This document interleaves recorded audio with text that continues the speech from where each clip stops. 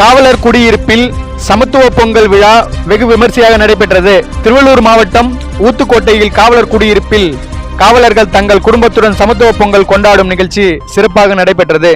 இதில் உரியடி போட்டி, பாட்டில் தண்ணீர் நிரப்பும் போட்டி என பல விளையாட்டு போட்டிகள் நடைபெற்றன. அனைவரும் ஒன்று சேர்ந்து பொங்கல் வைத்து சூரிய பகவானுக்கு தீப ஆராதனை காட்டி வழிபட்டனர்.